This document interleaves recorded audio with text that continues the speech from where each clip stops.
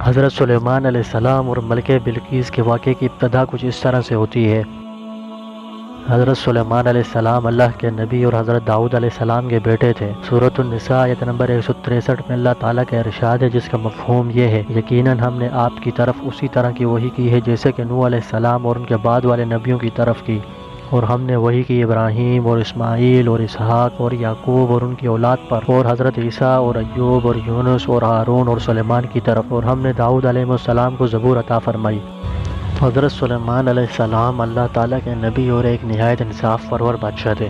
اللہ تعالیٰ نے آپ علیہ السلام کو ایسی حکومت عطا کی تھی کہ اس جیسی کسی کو بھی عطا نہ کی ہو۔ آپ علیہ السلام کی انسانوں پر حکومت تھی ہی، لیکن اللہ پاک نے آپ کو چرند پرند جنات اور ہوا پر بھی حکومت عطا کر رکھی تھی۔ حضرت سلیمان علیہ السلام نے اللہ تعالیٰ سے یہ دعا کی تھی: اے میرے رب، تو مجھے معاف کر دے اور مجھے ایسی بادشاہت دے جو میرے بعد کسی کو سزاوار نہ ہو، بے شک تو ہی عطا کرنے والا ہے۔ دوستوں، حضرت سلیمان علیہ السلام کو اللہ تعالیٰ نے کئی معجزے عطا فرمائے تھے، جن میں سے ایک یہ ہے: آپ علیہ السلام پرندوں سے باتیں کر لیتے اور ان کی بولیاں بھی بآسانی سمجھ جاتے تھے۔ چنانچہ اللہ تعالیٰ نے حضرت سلیمان علیہ السلام کے متعلق قرآن مجید میں ارشاد فرمایا، جس کا مفہوم یہ ہے: اے لوگوں، ہمیں پرندوں کی بولیاں سکھائی گئی ہیں اور ضرورت کی ہر چیز ہمیں دی گئی ہے۔ یعنی حضرت سلیمان علیہ السلام پرندوں کی بولیاں جانتے تھے اور پرندوں کے مقاصد اور ارادوں سے لوگوں کو آگاہ کرتے تھے۔ ایک روز حضرت سلیمان علیہ السلام کا دربار لگا ہوا تھا۔ اس دربار میں ہدہد کو موجود نہ پایا تو آپ علیہ السلام نے کہا: میں اسے اس کی غیر حاضری کی سخت سزا دوں گا، یا اسے ذبح کر ڈالوں گا، یا وہ مجھے اپنی غیر حاضری کی صحیح دلیل پیش کرے۔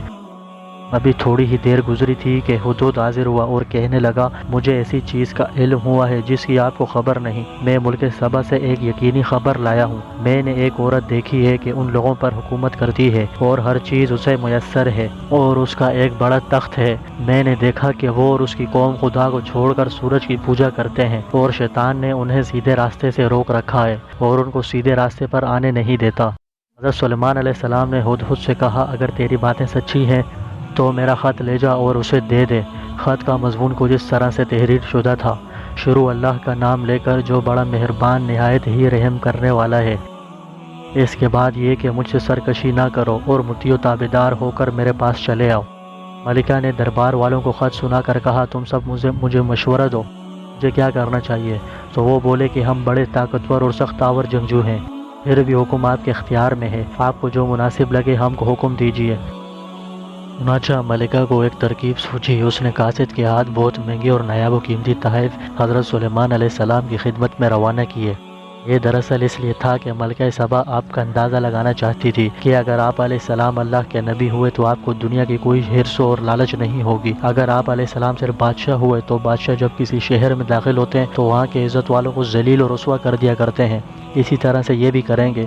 جب قاصد حضرت سلیمان علیہ السلام کی خدمت میں حاضر ہوا تو آپ علیہ السلام نے فرمایا: مجھے تمہارے مال کی کوئی ضرورت نہیں ہے، اللہ کا دیا سب کچھ الحمدللہ میرے پاس موجود ہے، اور ضرورت کی ہر چیز میرے پاس کافی ہے، اور اس سے بہت بہتر ہے جو تم کو عطا کر رکھا ہے۔ ان کے پاس واپس جاؤ اور کہو ہم ان پر ایسے لشکر سے حملہ کریں گے جس کے مقابلے کی طاقت ان کو حاصل نہ ہوگی، اور ان کو وہاں سے بے عزت کر کے نکال دیں گے اور وہ ذلیل ہوں گے۔ دوستوں، اس واقعے میں ہدہد نامی پرندے کا بھی ذکر ہے۔ چنانچہ حضرت ابن عباس رضی اللہ عنہ کے قول کے مطابق ہدہد کی یہ ذمہ داری ہوتی تھی کہ جب سفر کے دوران صحرا میں پانی نہ ہوتا تو وہ زمین کی تہہ میں جا کر پانی تلاش کرتا، تو اس کی رہنمائی کے مطابق زمین کو کھود کر پانی نکالا جاتا۔ حضرت سلیمان علیہ السلام کی طرف سے یہ باتیں ملکہ بلقیس کے پاس پہنچی تو ملکہ کے پاس آپ علیہ السلام کی باتیں سننے اور ماننے کے علاوہ کوئی چارہ نہ تھا۔ جب حضرت سلیمان علیہ السلام کو ملکہ کے آنے کی خبر ملی تو آپ علیہ السلام نے اپنے وفادار اور فرمانبردار جنوں سے پوچھا: ملکہ کے تخت کو اس کے یہاں آنے سے پہلے کون لا سکتا ہے؟ سورۃ النمل آیت نمبر 38 سے 44 تک کا مفہوم ہے: سلیمان علیہ السلام نے کہا: اے دربار والوں، کوئی تم میں سے ایسا ہے کہ ملکہ کا تخت میرے پاس لے آئے اس سے پہلے کہ وہ لوگ فرمانبردار ہو کر ہمارے پاس آئیں؟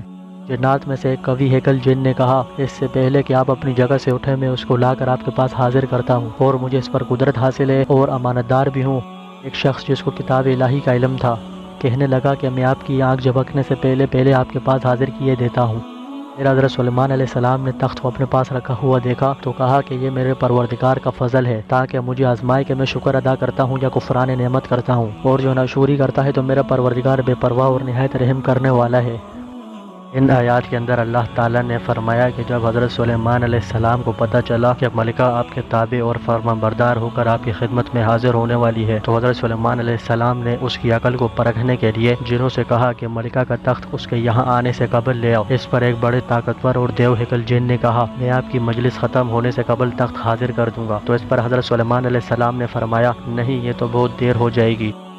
اس کے بعد حضرت سلیمان علیہ السلام کے وزیر برقیہ نے کہا اگر آپ کی اجازت ہو تو میں آپ کی آنکھ جھپکنے سے قبل آپ کی خدمت میں تخت حاضر کر دوں گا۔ ایسا ہی ہوا، آپ علیہ السلام نے تخت کو اپنے سامنے پایا اور کہا یہ میرے رب کا مجھ پر فضل اور احسان ہے۔ حضرت سلیمان علیہ السلام نے ملکہ کے تخت کی صورت بدل دی۔ جب ملکہ آن پہنچی تو آپ علیہ السلام نے پوچھا آپ کا تخت بھی اسی طرح کا ہے؟ تو اس نے کہا یہ تو ہو بہو وہی ہے۔ ملکہ کا یہ جواب اس کے ذہین ہونے کی عکاسی کر رہا تھا۔